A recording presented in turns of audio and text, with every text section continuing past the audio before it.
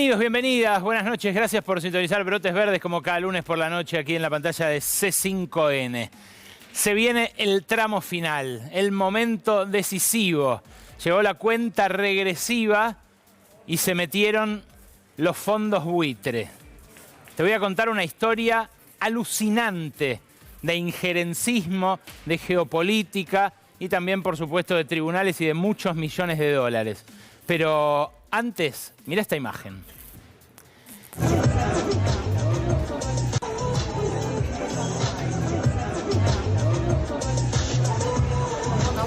Esto que estás viendo aquí es lo que se vio el jueves al atardecer cuando empezaba este fin de semana largo.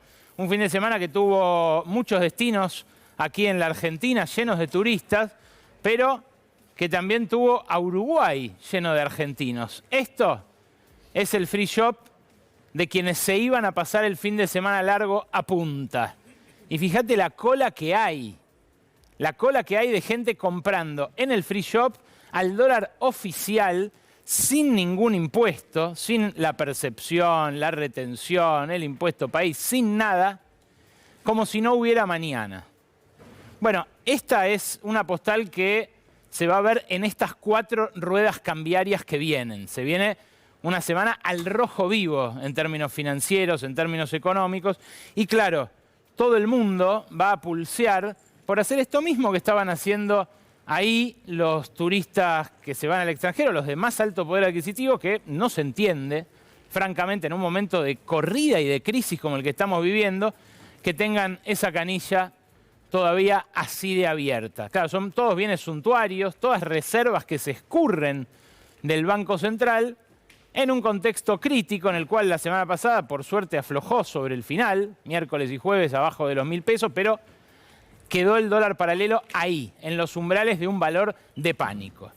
Todo el mundo coincide en que es eso, es un valor de pánico que expresa la nafta al fuego que echó Javier Milei en el último tramo. Pero claro, también en esta semana decisiva es cuando mucha gente decide el voto. Y en la semana previa a las PASO es cuando la ultraderecha pegó su envión, después de que las encuestas decían no iba a superar el 20%. ¿Por qué digo que se metieron los buitres en este momento de la campaña tan delicado? Bueno, es muy interesante de ver cómo entraron a jugar fuerte, del mismo modo que habían entrado en otra campaña decisiva, la de 2015, en la cual hicieron un esfuerzo metódico por esmerilar, por dañar al entonces oficialismo saliente, que mucha campaña tampoco hizo por Daniel Scioli, hay que decir, alumbrando el paso a la llegada de Mauricio Macri con el ciclo de endeudamiento que eso trajo aparejado. En aquel momento, los fondos buitre litigaban contra la Argentina como país. Claro, apostaron y ganaron muy bien. Consiguió Paul Singer que Mauricio Macri le engarpara todo lo que reclamaban, en un contexto en el cual en el resto del mundo no les suele ir así de bien. Ahora también pegan donde más duele. Y aprovecharon el escándalo de corrupción real que a partir del caso de Martín Insaurralde se apoderó de la opinión pública 2 semanas atrás, para intentar castigar a Axel Kicillof, que es un tractor de votos irreemplazable para Sergio Massa, si quiere tener alguna aspiración este domingo, a entrar a un balotaje con posibilidades. ¿Qué fue lo que salió de Fuente Buitre? Esto. Una nota que prometía mucho y no decía tanto después. El documento explosivo de Estados Unidos que apunta a dinero negro de funcionarios argentinos. Fíjense así, planteado, ¿no? Dinero negro, documento explosivo, Kicillof, información muy delicada, dirigentes vinculados a Massa, Bernie, Kicillof y Ariel Sujarchuk. Claro, es la última trinchera. En un rato lo va a decir Lucía Isikoff en su informe. La provincia de Buenos Aires es donde tiene que penetrar, sí o sí, la Libertad Avanza para lo que ellos dicen que puede pasar, que es que ganen en primera vuelta, o para dejar en un tercer lugar a Sergio Massa o en un segundo lugar muy vilipendiado. ¿Por qué aprovecharon, digo, el contexto de Insaurralde? Bueno, porque esto es una causa que iniciaron los buitres para intentar hacer con Kicillof lo mismo que consiguieron de Macri en aquel momento. Primero que cambiara el gobierno y después que les pagaran el 100%. La provincia de Buenos Aires tuvo un canje de deuda a principios de esta gestión con una adhesión superior al 98% y con una quita mucho menor que las quitas que se hicieron en su momento en la gran renegociación de Roberto Lavagna y Guillermo Nielsen allá lejos y hace tiempo, hace como 20 años después del crack de la convertibilidad. Claro, en este caso apelaron a un recurso que se llama Discovery. El Discovery es un recurso que existe en la justicia estadounidense donde se levanta el secreto bancario y donde una de las partes puede recabar información de todo el sistema financiero para inclinar a su favor la discusión en los tribunales. Por lo general, los abogados, cuando hay guita de por medio, suelen pedir más información que la que se requeriría para la causa estrictamente. ¿Por qué? Porque se abre una negociación política y en esa negociación esa información es poder, es leverage, como dicen en inglés, es poder para tener al otro a fuerza de la palanca propia. Lo notable es que esta información secreta la pueden pedir en los tribunales estadounidenses quienes litiguen allí siempre que haya dólares en juego. Estados Unidos considera que en toda transacción en la que haya involucrados dólares, ellos tienen jurisdicción. Y esto es lo interesante pensando en una eventual dolarización de la economía argentina. ¿Qué hicieron los abogados que representan a estos fondos buitre? Un estudio que se llama Quinn, Emanuel, Urquhart and Sullivan. Presentaron ante una jueza, la jueza Mary Kay Viscosil, en el segundo distrito de Nueva York, un pedido, primero en febrero y después en junio de este año, para que entregue el sistema financiero internacional información sobre casi 800 personas. Todo aquel que sea una figura relevante en la política este año, todo aquel que sea dirigente sindical, todo empresario que haya estado involucrado en alguna causa judicial, está en esa lista. Claro, es una lista de 800 nombres, salieron con el medio mundo a intentar conseguir esa información. Y en ninguno de los casos, esto es importante aclararlo, la magistrada avaló la validez de los planteos de estos abogados, que son los abogados de los buitres, lisa y llanamente. Acá está el documento completo de aquel pedido de Discovery al que pude acceder el jueves pasado, después de que La Nación publicara justamente la primera noticia sobre esto. Claro, la noticia, como veías al principio, es una noticia que apunta a 5 funcionarios, concretamente, y que no dice que se hubiera intentado recabar antes toda esta información. Lo interesante es el listado, porque en el listado, como te decía, hay paisanos de todos los pueblos. Están los 5 candidatos presidenciales, ahí ves la carátula del reclamo original de Discovery, fechado el 6 del 6 a las 6 p.m. Acá están los abogados litigantes, lo que le exigen al sistema financiero en nombre de este recurso y de la justicia norteamericana. Pero ahí hay 22 páginas al final, lo van a seguir viendo porque lo va a avanzar ahora Rodoboros. Lo publicamos en Crisis el viernes esto. Son 22 páginas de nombres que abarcan, como les decía, a los 5 candidatos a ocupar el sillón de Rivadavia, a empresarios, sindicalistas, organismos públicos, espías, incluso personas fallecidas como el ministro de Transporte, el exministro de Transporte Mario Meoni. Está Massa, incluso. La nota de La Nación no lo menciona, pero en el medio mundo pusieron el nombre de Massa para tener información del sistema financiero a su disposición en toda la negociación política que pueda venir con la provincia de Buenos Aires o en general con la Argentina. Mirá quién está también. Javier Milei. Miriam Bregman, Horacio Rodríguez Larreta, Jorge Macri, el candidato a jefe de gobierno porteño por Juntos por el Cambio. Retengan el nombre de Jorge Macri porque es especialmente... Está Schiaretti también, o sea, abarcó también a la República de Córdoba el pedido. Fíjense qué el nombre de Macri va a tener un rol ahora en lo que les voy a contar. Pero los nombres siguen, ¿no? Los nombres siguen. El único, está incluso casi todo el gabinete de Macri. Curiosamente no está Mauricio Macri en el pedido de Discovery. Esto me llamó muchísimo la atención. Está su primo, están sus ministros, no está él. Ahora, los 5 funcionarios mencionados en la demanda, que son José Ignacio de Mendiguren, el único de alto perfil político, los otros son perfectos desconocidos, Carlos Montaña, Ana María Bazán, Diego Benítez, Matías García. Los 4, salvo José Ignacio de Mendiguren, que dijo, yo sí hice un movimiento y lo tengo declarado en mi declaración jurada, no hay nada ilegal en ello, tengo dinero en el exterior porque vendí una fábrica de ropa para niños hace 20 años. Todos los otros 4 desmintieron haber hecho ningún movimiento financiero en ninguna cuenta del exterior. Como dijo sospechar el abogado Denis Rasinski, el que hace la presentación que reproduce, como ven acá de vuelta, el diario La Nación. Hay varias cosas raras en el Discovery. Primero, que los movimientos que dice el abogado de los buitres que puede haber hecho uno de estos 4 perfectos desconocidos son en realidad movimientos de un tal Montana, y él se llama Montaña. Los otros 3 tienen nombres muy comunes. Diego Benítez, Matías García.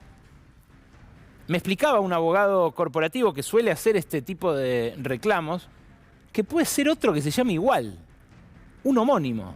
Como si hubiera un Alejandro Berkovich que hace un movimiento y aparece de repente una alerta en un juzgado que no lo avala, pero cuyas partes litigantes, en contrario, agarran mi nombre y lo usan a su favor.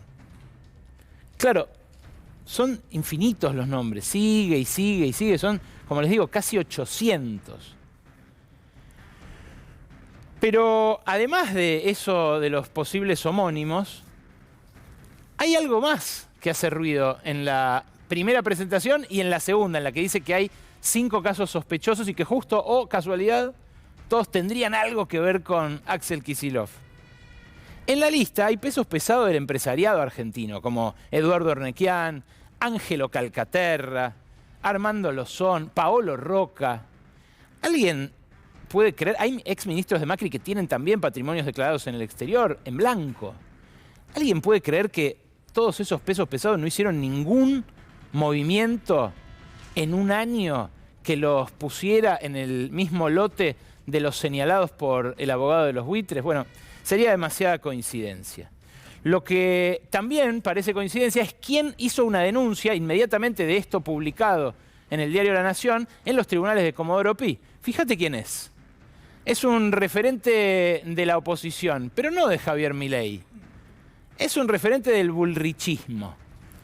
Esta denuncia que siguió el manual del lawfare, ustedes saben que a mí en general no me gusta hablar de lawfare acá. Yo creo que los dirigentes populares tienen que ser y parecer, al revés, tienen que ser exagerados en la defensa de su propia honestidad, su propia probidad, como Evo Morales, que ante una leve sospecha removía funcionarios a troche y moche. Bueno, esta denuncia confirma todas las sospechas del lawfare y de su aplicación en distintos procesos de corrupción en América Latina, porque la hacen inmediatamente los abogados Yamil Santoro, Lucas Mangiocalde, Juan Martín Facio. ¿Qué habían hecho Santoro en 2013, hace 10 años, cuando él y sus colegas letrados, hace 10 años cuando saltaron a la fama? Reunirse con los fondos buitre en San Pablo, con todos los gastos pagos, justo cuando empezaban a organizar los cacerolazos opositores contra, en ese momento, el gobierno de Cristina Fernández de Kirchner. Lo admitieron en una nota en perfil, en general en declaraciones públicas, pero lo tenemos de una nota en perfil de aquella época que muestra cómo la ATFA, la Asociación Task Force Argentina, se acercó a estos referentes para financiar el desgaste de aquel gobierno. Bueno, hubo una foto de esas primeras movilizaciones opositoras, donde se lo ve, mira, ahí a Santoro en calzones. Creo que el lema era algo así como: nos están dejando desnudos, nos están dejando sin nada por la corrupción. Yamil Santoro es el que tiene el boxer rayado. En el medio está Patricia Bullrich. Ahí a su lado, mucho más joven que ahora, está Gerardo Milman, un hombre con un papel destacado en la causa por el intento de magnicidio contra Cristina Fernández de Kirchner, acusado de borrar las pruebas de los ejecutores de ese crimen. Y a su lado, Natasha Haidt, una vedette muerta en circunstancias muy confusas. Todavía denuncian que fue asesinada algunos de sus familiares, pero ahí estaba, en esa movilización con Yamil Santoro, todo muy ligado a los servicios de inteligencia. Claro, hay acá una vinculación, por lo menos añeja, de este abogado que hace la causa con los fondos buitre que en ese momento lo que querían era meter ruido, ¿no? Cambiar el signo del gobierno y cobrar. Pero hace muy poquito, hace un par de meses, nada más salió otra foto. Una foto que lo muestra al jefe de los buitres, al dueño del fondo Elliott, a Paul Singer, en una excursión de pesca, junto con un juez de la Corte Suprema de Justicia norteamericana, Samuel Alito. Ahí lo ven con tremendas piezas de pesca. Era una excursión que costó miles de dólares y que casi le cuesta el puesto, porque dicen, este hombre falló a favor de empresas de Paul Singer y después aceptó esa invitación. Cosas que parece que pasan en todos los países. Ahora, los buitres se cuelan por esa rendija dolarizadora de la justicia norteamericana por ahora hasta donde pueden. Lo que está pensando una parte del establishment es, ¿y si con la dolarización empiezan a poder meterse más?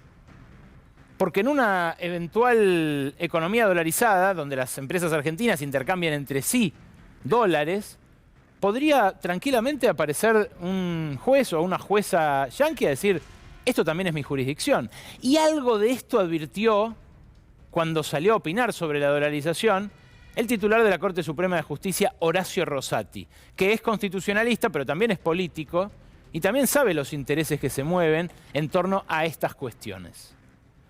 Claro, los empresarios lo saben, vamos a ver hasta qué punto actúan con arreglo a esos intereses o por pura ideología, pero a algunos los alarmó esta situación, sobre todo porque ya otra jueza, hace muy poquito, la jueza Loretta Presca, también hizo una curiosísima interpretación de la ley desde Estados Unidos, diciendo, bueno, hay que aplicar la ley argentina, la expropiación de YPF, pero la voy a aplicar yo, porque como hay dólares involucrados, yo voy a decidir si es el estatuto de YPF o la ley que votó el Congreso lo que rige en este caso. Javier Milei, mientras tanto, sigue adelante con su plan dolarizador. Terminó de ultimar con este señor que ven aquí a mi lado, el plan motosierra. Y el plan motosierra, este hombre se llama Eduardo Rodríguez Chirilo, incluye un festival de despidos en el Estado que augura un verano realmente muy caliente, un verano de movilizaciones, posiblemente de represión. Algo de esto también anticipó Mauricio Macri en su gira por Estados Unidos. Tuvo un par de reuniones entre Miami y Boston, donde estuvo dando una charla en Harvard. Y en una de ellas, en privado, Macri habló de la represión. Dijo, tiene que haber una represión que meta miedo. Tienen que tener miedo de movilizarse. Y claro, lo de Macri parece ser un voto cantado a favor de Javier Milei. A Bullrich esto no le gusta nada, pero en muchos aspectos se nota que él proyecta en el jefe libertario sus deseos, sus ambiciones frustradas incluso durante el gobierno. Milei, contra lo que se cree, no está tan solo en la preparación de este shock. Hay dos funcionarios que aquí mostramos en fotos que podrían hacer una migración que muchos otros también, a su vez, están ensayando, de aquel menemismo a esta eventual restauración de algunos valores de aquella década de los 90. Este que está acá es actualmente ministro del gobierno cordobés, de Juan Schiaretti, es ministro de Finanzas, se llama Osvaldo Giordano. Y allí tienen a Carlos Bastos, que en su momento fue jefe del otro, de Eduardo Rodríguez Chirilo, y que ahora, durante los últimos años, estuvo trabajando para José Luis Manzano. Son dos simplemente que podrían incorporarse a un equipo que todavía tiene muchos casilleros por llenar, pero que si da el batacazo el domingo y aspira a llevar adelante sus planes, va a necesitar mucha gente. Ya viene nutriéndose de la casta en muchos aspectos, bueno, en este también puede llegar a hacerlo. Ya hoy no podemos mostrar encuestas, entró a regir la veda este fin de semana, pero sí quiero mostrarles los resultados cualitativos de una medición que hizo la consultora Sentimientos Públicos. Nosotros hemos tenido aquí a su referente, Hernán Banoli, una encuesta muy robusta, hecha online, pero con más de 8.400 casos, donde lo más interesante no es lo que arroja de quién gana, porque todas le pifiaron, la verdad, la última vez, sino las preguntas sobre el sentido del voto que les hicieron a los encuestados. Una pregunta muy interesante es, ¿cuál es el atributo más importante que tiene que tener el próximo presidente para ese votante? Lo más importante de un presidente para los votantes de Javier Milei es que haga cambiar las cosas radicalmente de una buena vez. De sus votantes, el 75% eligió ese argumento para votarlo. En el caso de Sergio Massa, los que justifican su voto por él dicen: quiero un presidente con valores parecidos a los míos o un presidente razonable. Con qué poco nos conformamos, ¿no? Bueno, son las dos respuestas con más frecuencia. Pero fíjense que tanto en el caso de Patricia Bullrich como en el de Juan Schiaretti, y como en el caso de los que anulan o votan en blanco y los indecisos, el principal driver del voto también es ese, que las cosas cambien de una buena vez. Los que votan a Schiaretti quieren eso, mayoritariamente. Los que votan en blanco también quieren eso, como atributo del próximo presidente. Y no les importa tanto coincidir con él o que sea razonable. Mucho menos les importa que pierda el oficialismo. Fíjense ustedes ese argumento en la última columna. Quiero que pierda el oficialismo. Para los votantes de Milei es una cosa menor. En el único caso donde esto es importante es el de Patricia Bullrich, que igual no llega al 10% de sus adhesiones. Es muy interesante porque parece demostrar esto lo que vemos en la calle, que la grieta, esa grieta que había hasta un mes y pico atrás, no existe más, que cambió dramáticamente. Dramáticamente. De esto vamos a hablar en instantes con nuestro invitado de hoy, que es un pensador que sobre esto ha escrito y mucho, que es Alejandro Horowitz. Vamos a hablar de esto y del sentimiento que tiene el votante al acudir a las urnas este domingo. Claro, los votantes de Milei, si uno sigue a Banoli y a esta encuesta, no son ideológicos. Solamente el 15% dice compartir sus valores. Vení, Manchi, acércame. 15% nada más dice compartir sus valores. El 7% de los que lo votan dice que quiere un presidente razonable. Está claro que ese no es su principal valor o el atributo más valorado. Lo que concluye esta encuesta es que ya más que bronca, lo que hay es hartazgo. Y que cuando hay hartazgo no importa tanto el otro, el oficialismo en este caso, sino que es indiferente. Lo que quieren es, dice este estudio cualitativo, resetear todo. Resetear no es prender fuego, es apretar un botón para que todo ande mejor. Claro, eso lo puede hacer perder de vista otras cosas como la razonabilidad o los valores, pero es el sentimiento con el que, según esta encuesta por lo menos, se acude a las urnas. Y la edad es otro determinante clave. Se sabe que los más jóvenes votan mayoritariamente más por Milei, que los de mediana edad votan más por Massa y que los más grandes votan más por Bullrich, en términos etarios. Pero hay otro determinante que lo muestra en la siguiente placa, esta misma encuesta. Esto lo que muestra también es hasta qué punto no es ideológico el voto a Milei. Porque acá lo que ves es si la gente está de acuerdo o no con la dolarización. El neto da negativo, da 12,3 puntos abajo. Casi la mitad está en desacuerdo o muy en desacuerdo. Los que no saben son el 20% y los que la bancan son apenas un poco más del 30%. Esto es una ratificación del otro. Puede ser que algunos de los que lo voten por la dolarización, pero no es el argumento central. Ahora sí, decía, además de la edad, influye la condición laboral. Y fíjate qué interesante esto. Los votantes que son dueños de una empresa o de un comercio se inclinan más por Bullrich. Los que trabajan con gente a cargo o sin ella se inclinan más por Sergio Massa. Y los que trabajan por su cuenta, sea con alguno para ayudarlo o sin esto, se inclinan más por Javier Milei. Dice este trabajo que esto tiene que ver con la nueva grieta. Fíjate cómo sigue, porque hay también jubilados y hay también gente sin laburo. Entre los que no tienen laburo, busquen o no, también es mayoritario el voto a Javier Milei. Los jubilados, en cambio, optan más por Massa y optan más todavía por Patricia Bullrich. Les quiero leer directamente la conclusión porque es muy interesante y también la vamos a discutir con Horowitz en un ratito.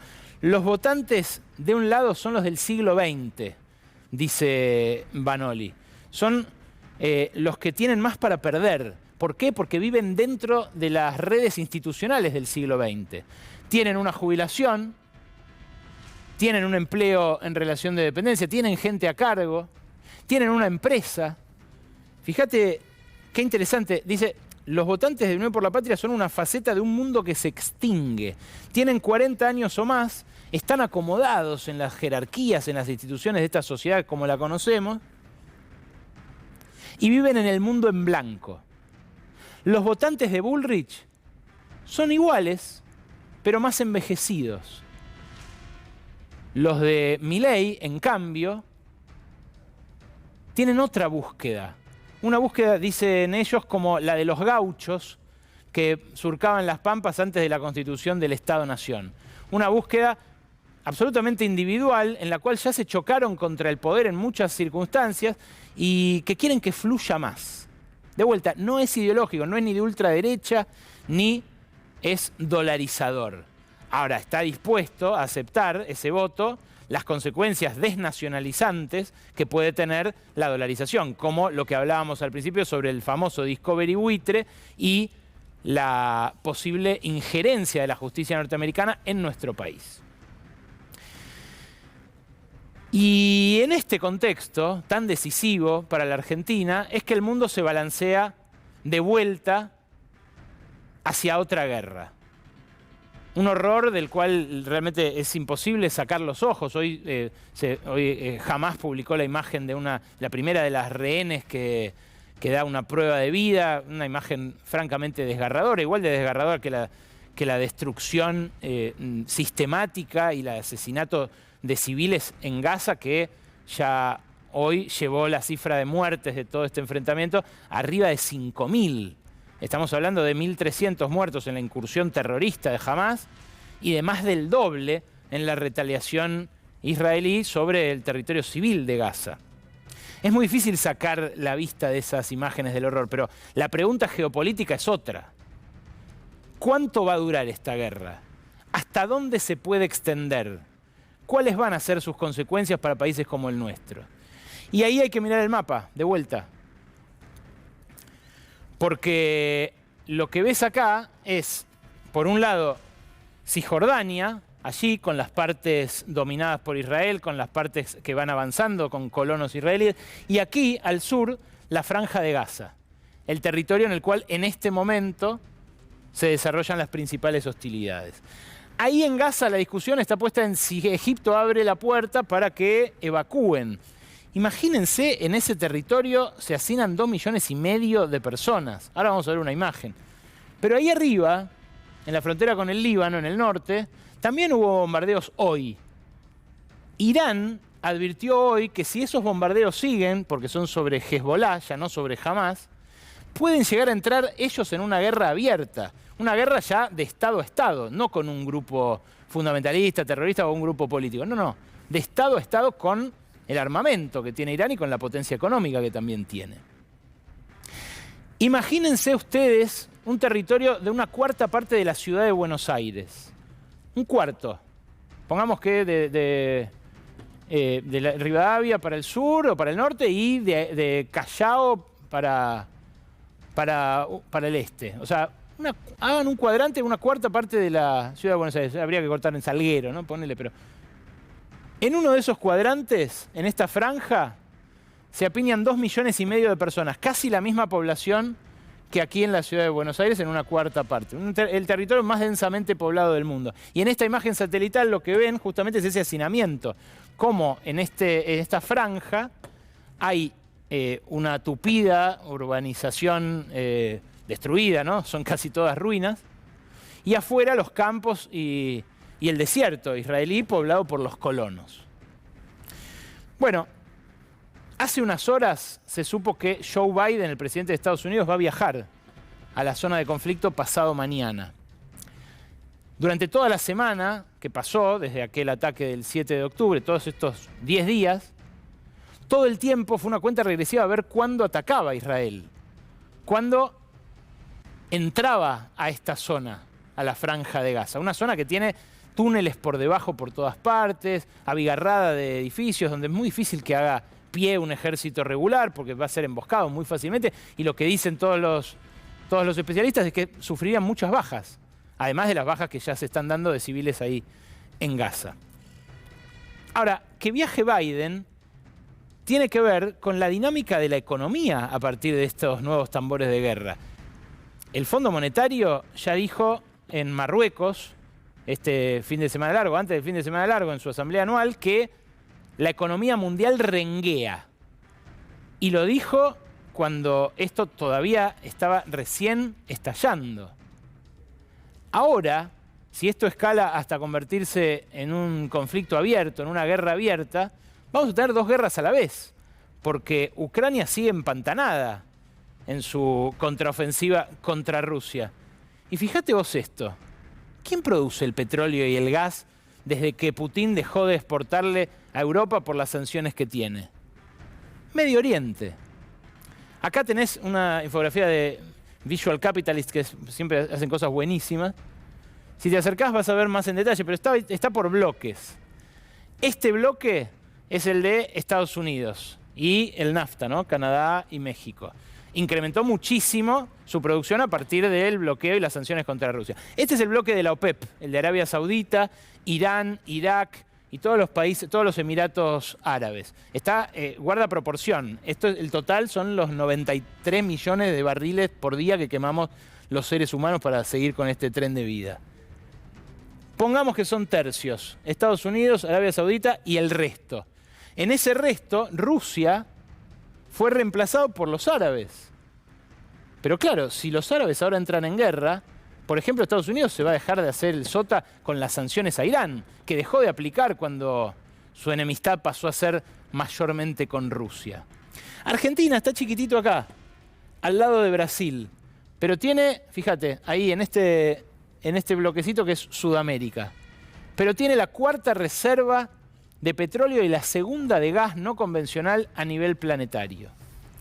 Eso es algo que no puede ignorarse. Por supuesto, las guerras son siempre espantosas, nadie gana en una guerra, pero el saldo económico para la Argentina puede ser tranquilamente una lluvia de dólares.